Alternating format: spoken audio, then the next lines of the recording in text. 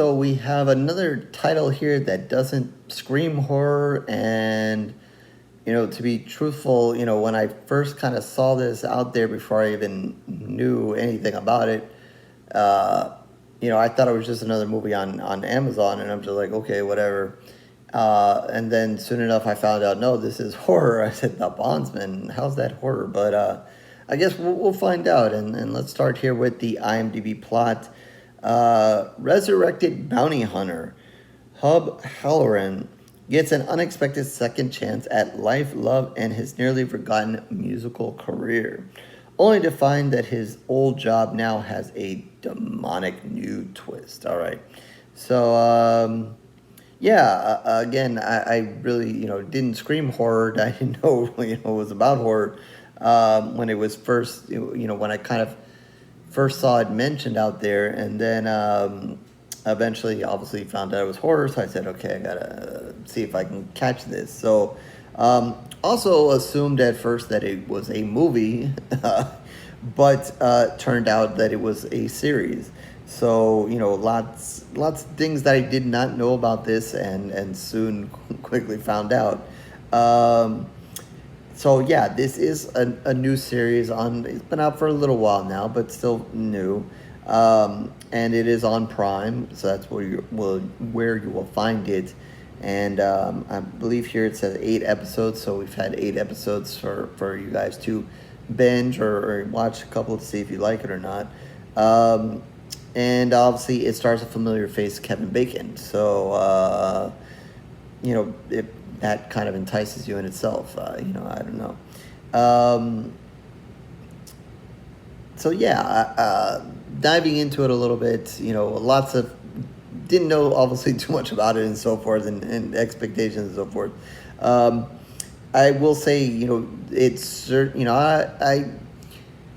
I guess I'm not going to guarantee, I guess I should say, I'm not going to guarantee being completely spoiler free here. I obviously going to quickly find out what's happening here. I guess they do leave a little bit twists and turns towards the end of the season. So I'm not going to guarantee, I'm not going to slip up and give, maybe something a little too much away.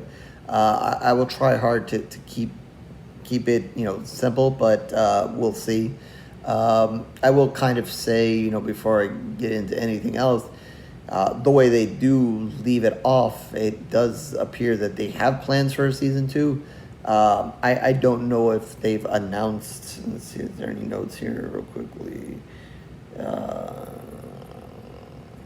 I don't. It doesn't say, but I don't know if it's been okayed or announced or whatever that there's definitely going to be a season 2. But the way it ends, they definitely leave it off as it's expected that there's a season 2. And just looking at the IMDb ratings, while not maybe a overwhelmingly amount of ratings, it still scores at a 7.2 out of 10. So I think that means, for those who have seen it, have liked it enough. So there's all of that. So yeah, I think, one of the things I think is the story will get you right in the beginning, because, when it opens up, he's a bondsman, he's looking for a certain individual, and they've kind of set a trap for him, and in something that you don't often see with your main character in a movie or even a series here. He gets kind of, taken down, rather quickly. He seems like he has a good plan, but then it goes wrong, and he's killed, or you assume he's killed. You actually, get to see his throat get slit, and you're like, oh, okay, well, that was a really quick series. But no, moments later, you do see him, that he is alive, and he's not really sure how he's alive or so forth, and you're not really sure how he's alive and so forth. But his slit throat seems to have healed, or being in the process of being healed. And,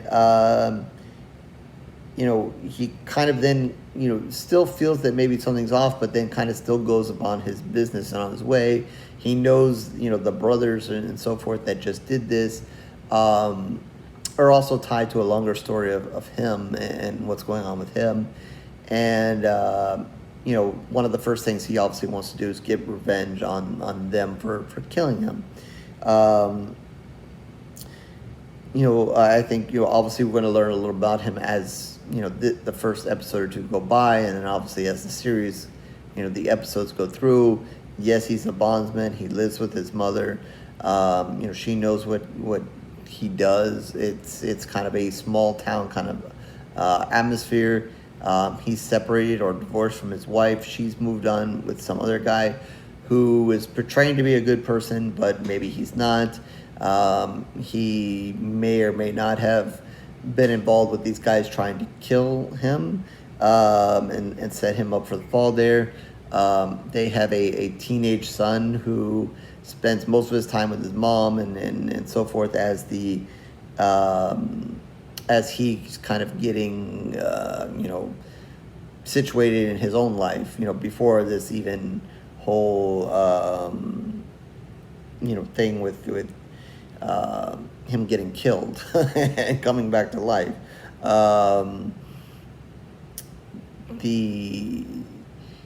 With that, he's going to seek his revenge and kind of, he probably can't really do it on the main guy, but he definitely wants to do it on the other ones. But soon enough, when he comes up with maybe a better plan to kind of catch them, he finds out that there might be some kind of demon. He sees like this demon and so forth. He's, again, still, not sure what the hell is going on, but he managed to escape the situation. And the demon basically did what he wanted to do in turn. So soon enough after that, as we kind of, I think, dive into episode 2, he gets a better explanation of what happened to him and what he has to do now. And basically what he has to do now, and he's explained by someone who seems like the average person, but she obviously has been kind of caught up in this new world or whatever, this weird world that only a few are in. And basically, he's been brought back by the devil and given the task of hunting demons that have escaped hell. And these are demons that have come and possessed what seem to be normal people here on Earth and doing bad things. But the devil, not because he's good or anything, but he just wants his demons back where they belong. So his task is to capture these demons and send them back to hell. And if he fails at any point along the way, he will basically, his life will be over and he'll return to being a dead man. So he kind of uses that same bondsman going after fugitives kind of thing to find these demons. So at first while it seems like a wild story, maybe not, whatever, but then he kind of gets the grasp that maybe he did die that day. And it doesn't really grant him any extra superpower. He's basically using his bounty hunting skills, whatever as he is, to kind of pull this off. And he just has to kind of, with his mom's help, kind of gain a little bit of knowledge of who these demons are and how he can kind of figure out how to kind of capture them so they can send them back. As this kind of all plays out, you're going to see him kind of in his own family drama with his son, with his ex-wife, with this guy that tried to kill him. There's relationships between them amongst themselves, and obviously he wants to see if he can find a way out of this, because he knows if he fails in any way along the way, the devil's going to take him back and kind of end him. So those are other things that kind of fill the time and fill it in when we're not, when he's not exactly fighting a demon.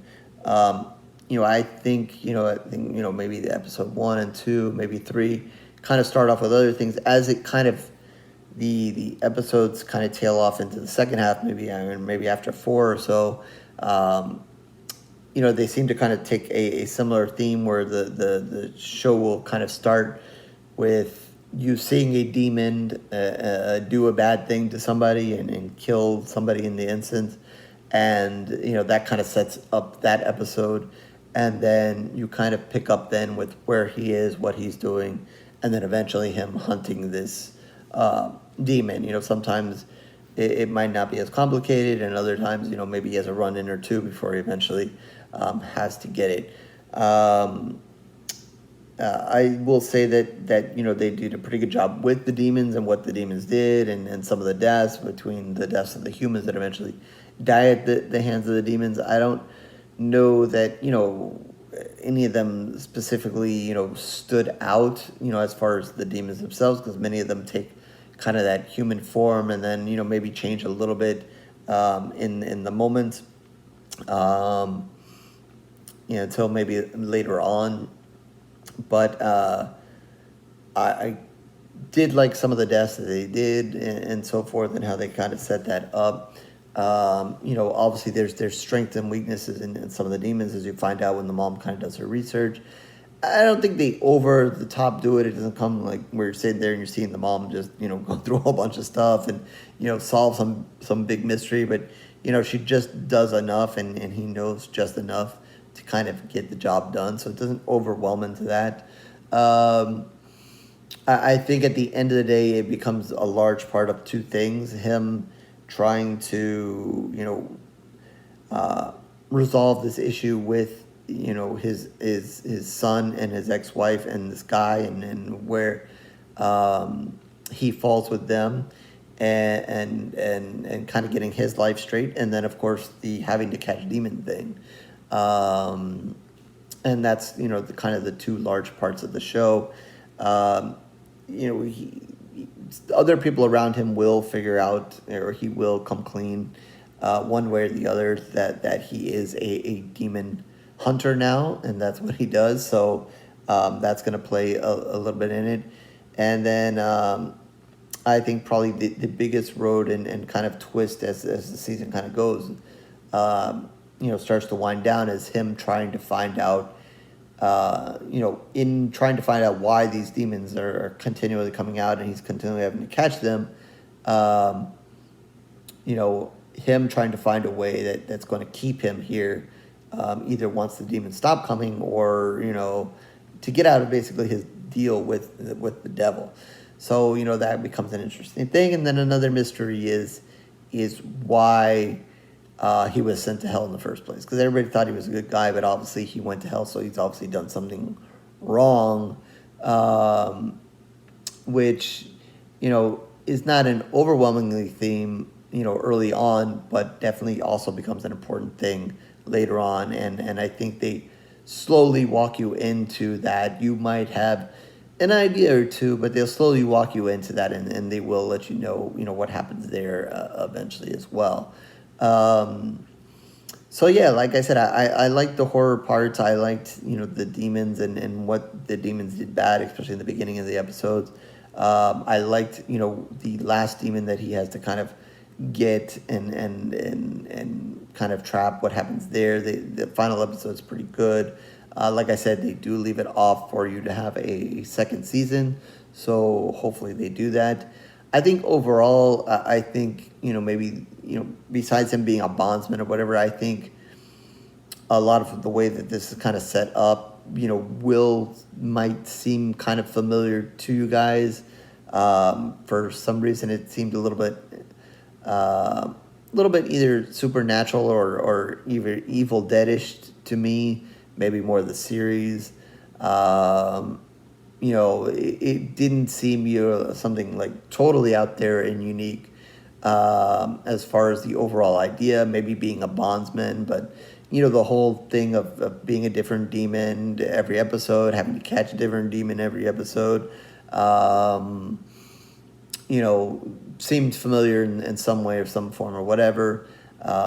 Obviously, if you're a fan of Kevin Bacon, I don't think he did anything here that you wouldn't carry on liking him and liking, what he's done here.